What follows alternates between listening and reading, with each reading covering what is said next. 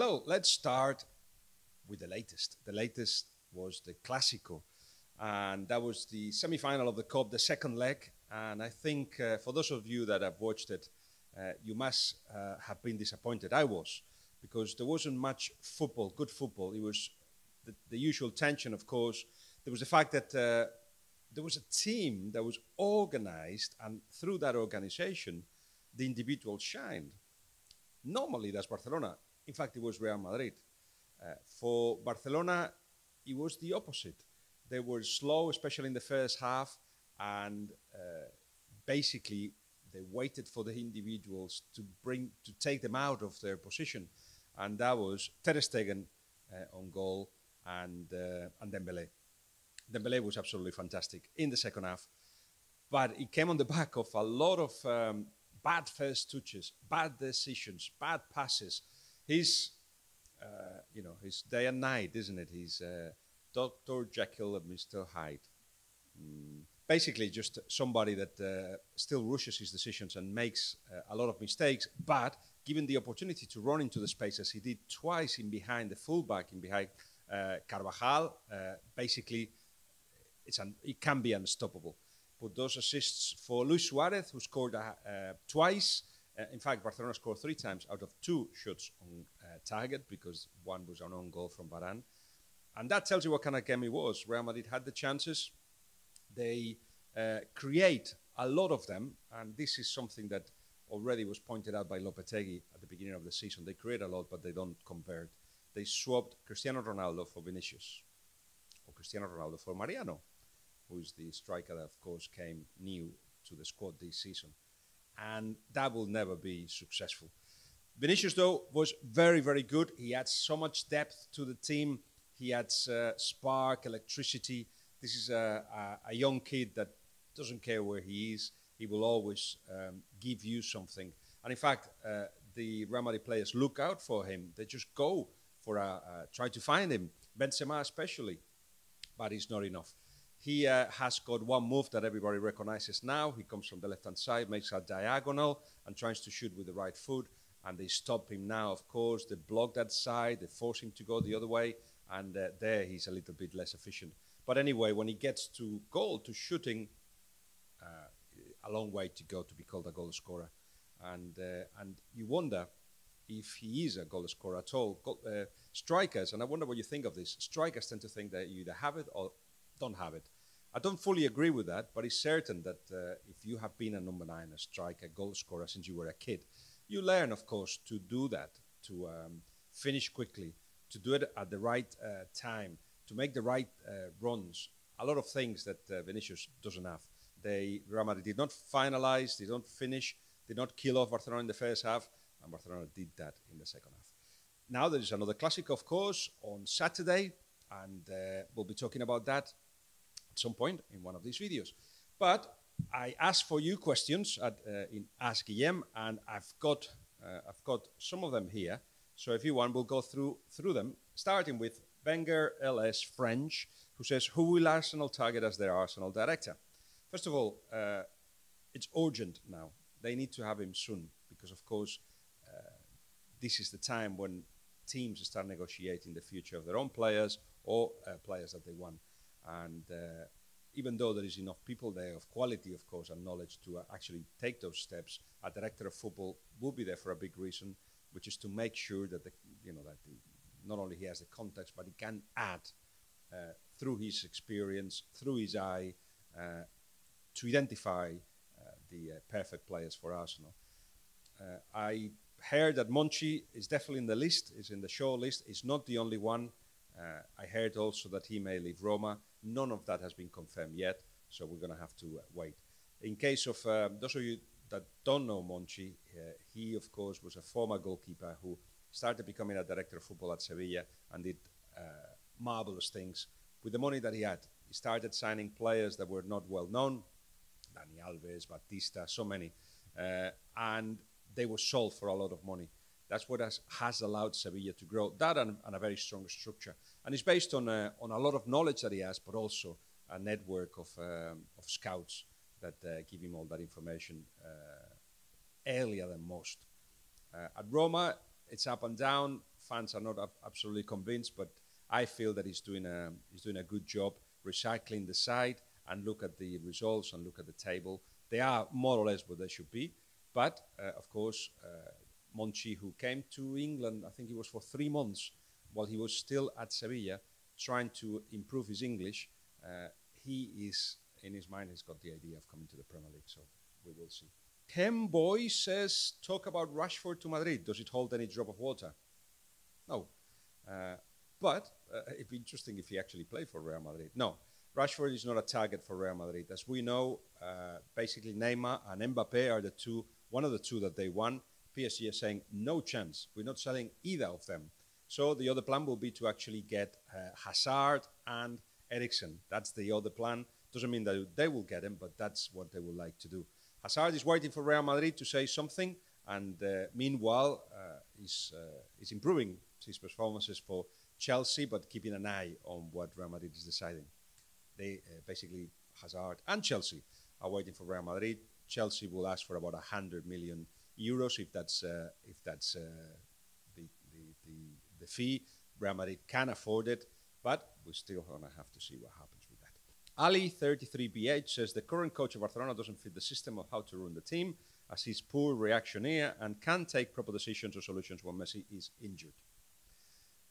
To be honest, Valverde is using well what he has in his hands, which is a team that without Arthur, not even Messi, without Arthur, becomes a different type of team, with a midfield with Arturo Vidal, Rakitic, Busquets, basically doesn't, unless it's Aleñá playing in the team, and even though he's giving him more time, more game time, still not a regular starter.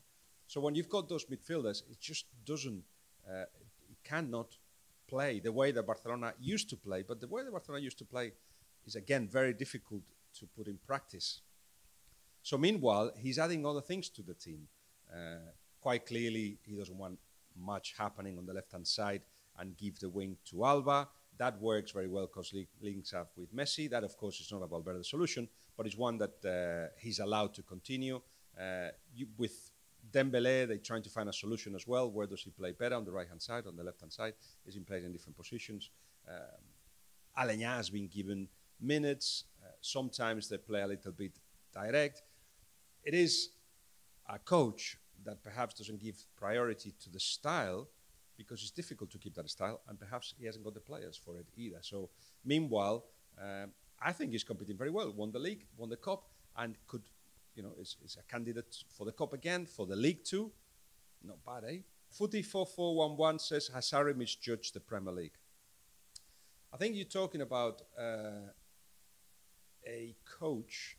What you're trying to say, I guess, is that this coach is not playing in a Premier League style, or doesn't know the Premier League very well and is not adapting to it quickly enough. And what I say is, first of all, when you sign Sarri, you know what you're getting. And that's what you should try to, if you believe that he's your leader, you should help him by getting the players that can suit that style. We still haven't seen that from Chelsea. Let's see if they actually believe in him, and this summer bring not just one Jorginho, but more players that can suit him. Two, the problem partly has been Hazard, in the sense that doesn't work fully in the Sarri style. And he has recognized that, Sarri has recognized that from the beginning. Hazard is verso libre, we call it. Just very individualistic, but at the same time with a lot of quality. So the coach has to decide if you play around him, and Sarri doesn't want to do that. He wants a whole collective effort out there. But if that's the case, can Hazard adapt to Sarri? And at the moment, we're not seeing consistent signs of that either. So that has been one of the problems. But third, when we talk about misjudge the Premier League, it suggests that the Premier League is such a different competition to any other out there that, unless you just change completely and become a Premier League manager, you won't succeed. Well, Conte or Pep Guardiola will tell you differently. And I think Sarri as well. It's 11 versus 11. There is more intensity, yes. There is less control, yes. Referees have got a huge amount of influence, yes. But the Premier League is not that special in that sense. Tech says the obvious increase of racism in football, specifically from fans, your thoughts, and what, if anything, can be done about it. Football is a mirror of society. So what you're seeing in the streets, you're seeing in the stands. It's as simple as that. I just generally feel there is a general sense of lack of empathy for the other, for the one that's different, for the one that thinks differently to you. Partly down to the social media that extremes your opinions, and those that think in one way tend to read or listen to those that think exactly like them. And what you should do actually, and this is a conscious effort, you should start listening to the other side. Let them finish the argument and then argue. That lack of empathy reflects in that. In nobody's patient enough, nobody wants to listen to anybody, and of course that creates those extremes that eventually becomes a sense of superiority and a sense of different and racism. So there is only one way to fight this, and it starts with you. Just think about what you say, think about how you say it, and that's it. That's all you need to do. Everybody else will have to be responsible for their own acts, but there is a lot of work to do, and it's a daily, every minute of the day work to do. What do you think about Solskjaer United? Tactical masterclass, or the players are deciding to play now? It's not as simple as that, is it? It's not so much tactical masterclass. I was at Carrington talking to Ander Herrera and Alexis. I had the opportunity to talk to Mike Phelan, to Solskjaer, and all it is just the atmosphere has changed. There's a sense of unity. There's a sense of fairness. If you work hard, you will play. There are opportunities that everybody is trying to take advantage of because of the long list of injuries, but generally there is a style that suits as well, both the fans and the players. That is the logical step of a manager, to actually give that to your team. I did feel that Mourinho thought that he didn't have the ingredients, the players, the quality, perhaps the club structure to actually challenge the best. So he created an atmosphere that was impossible to continue, and had to move on. And that was easily sorted. It's just a consistency in the big games, what we haven't seen yet Manchester United to produce. And we'll have to see if they have that. They need better players. They've got a very good 11, but they need a stronger bench. Finally, Saurabh N10, he says EPL title race and Pep's mentality. I think you're trying to say that would he hold on when there is pressure to actually keep the team challenging until the end, because of course they won the league last season with a big margin of points. But that suggests that Pep Guardiola was born yesterday. Actually, he has competed in other leagues. He has done it against top sides, both in knockout competitions and in league competitions. And that mentality that you need in the Premier League is not just, you don't only get it in England, you can get it abroad and then bring it here. It's just that it really annoys me sometimes when people think that the Premier League is such a different world, that of course you only are born when you come to England. And I think we sometimes should be more respectful of the people that have won abroad. Like Marcelo Bielsa. People are saying, oh, you know, he doesn't win titles. He's a guru, but doesn't win titles. He has won the league before in Argentina. Winning a league is something that requires a lot of tools, and he's got loads of them. By the way, my time to plug that I did a pod for BBC, for 5 Live. I spent 4 days in Leeds, had a whale of a time, and the pod is out there. I hope you can see. There's a blog next to it as well, and I hope you can read it. And if you do, let me know what you think. I discovered a fascinating world, and I discovered what Leeds is trying to do. All in all, that's all we've got time for, and I hope you subscribe and you come back. This Ask Guillem is going to be every week, and we're also going to have conversations with some of the cleverest minds in football, and all that will be in the YouTube channel. See you then.